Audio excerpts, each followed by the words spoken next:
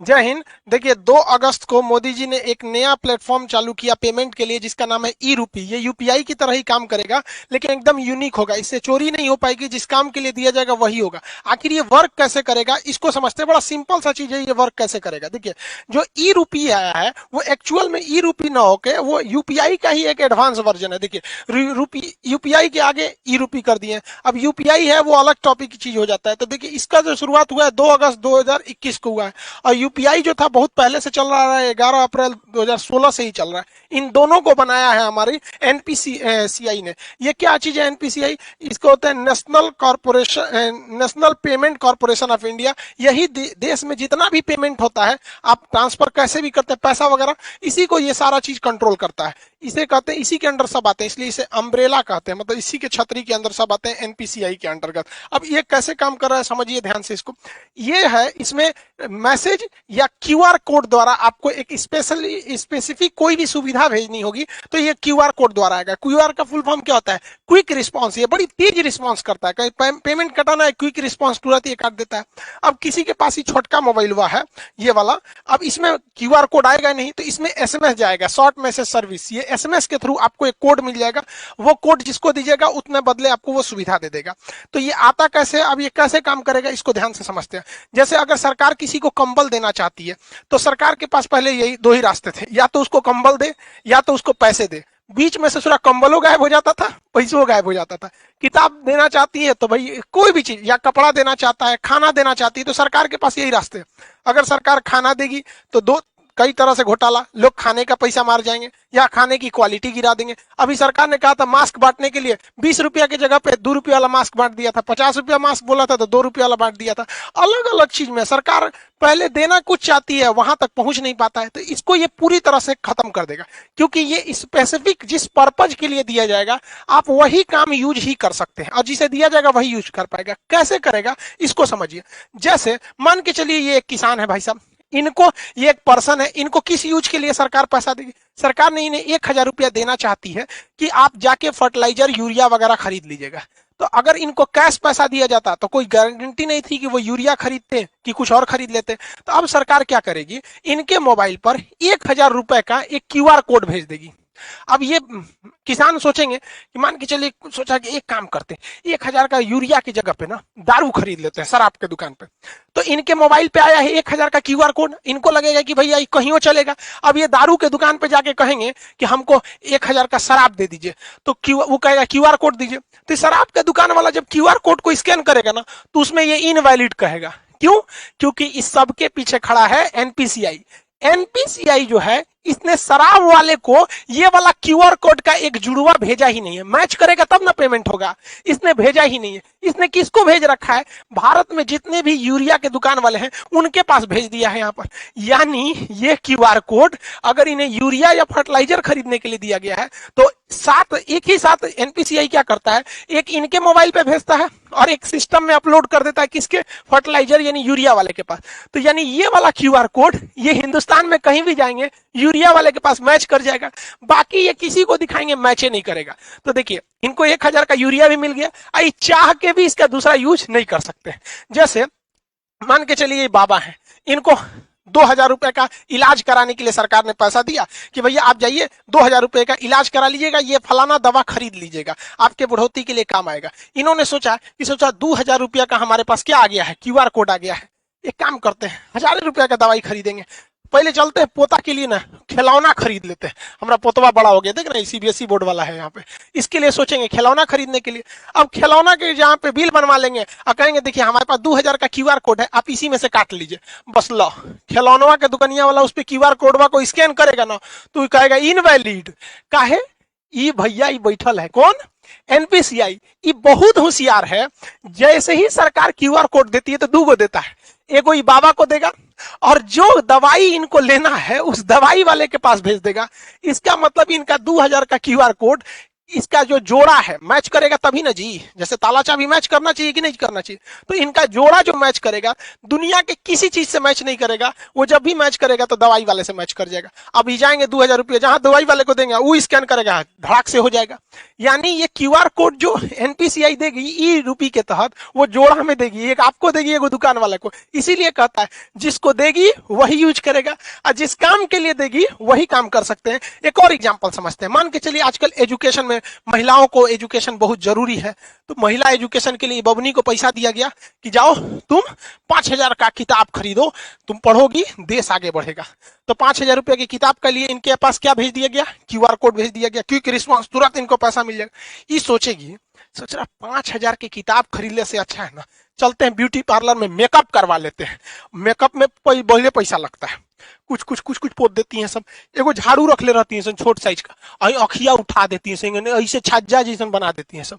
तो मान के चलिए मेकअप करा लेगी। अब मेकअप करेला के बाद कहेगी देखिए हमको मोदी जी ना 5000 रुपया का क्यूआर कोड दिए, आपको पैसा चाहिए था, लीजिए स्कैन कीजिए।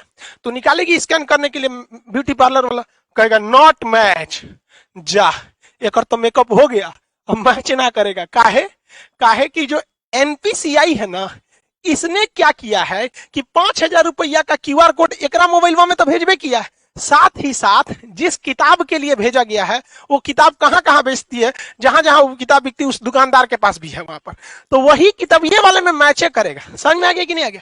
दूसर कोनो चीज में मैच नहीं कर सकता है, ये फायदा है। इसीलिए इसे कहा जाता है कि स्पेसिफिक पर्सन ही यूज कर सकता है और उसी काम के लिए यूज कर सकते हैं जिसके लिए इसे भेजा गया है। ये क्यूआर कोड जो है ई रूपी का, ये बनेगा कैसे? अब देखिए कैसे बनेगा, उसमें बैंक बनाएंगे, सब बैंकों की जिम्मेदारी है। अभी शुरुआत में कुछ बैंक है जैसे एसबीआई, एचडीएफसी वगैरह वगैरह, धीरे धीरे सारे बैंकों को इससे जोड़ दिया जाएगा।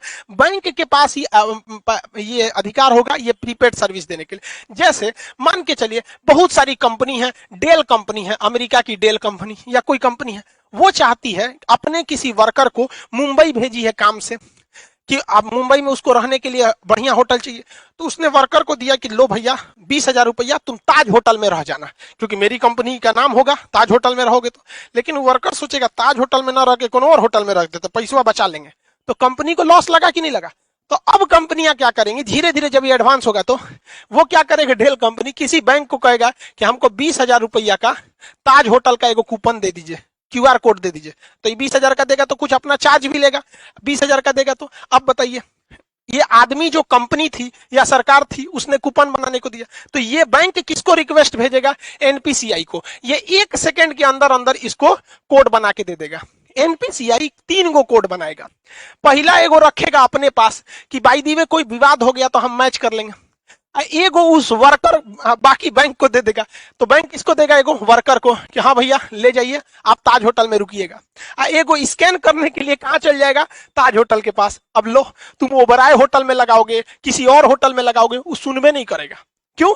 क्योंकि एक जोड़ा उस कर्मचारी के कहां पे था, वाउचर में दिया गया था मोबाइल में स्कैन करने के लिए। एगो किसके पास था, ताज होटल के पास, और ये वो किसके पास है, एनपीसीआई के पास। कि बाद में कोई विवाद हो जाए कि ना मैच नहीं कर रहा है और कंपनी का ना ताजे होटल का ही है, मैच क्या नहीं करेगा, तो ये सुलझा सके। समझ में आ गया? इसके अलावा एगो ये अपने पास इसलिए रखता है कि मान के चलिए इसने भेजा और कर्मचारी आया ही नहीं, 1-2 साल तक नहीं आया, तो बाद में वो वाउचर बर्बाद नहीं ना होगा। तो एक फिक्स टाइम के बाद एनपीसीआई कहेगा अरे उसे ताज होटल में जाइए, नहीं रहा है, 2 साल हो गया, एक काम कर जिसका है पैसा वापस कर दे, लो भैया।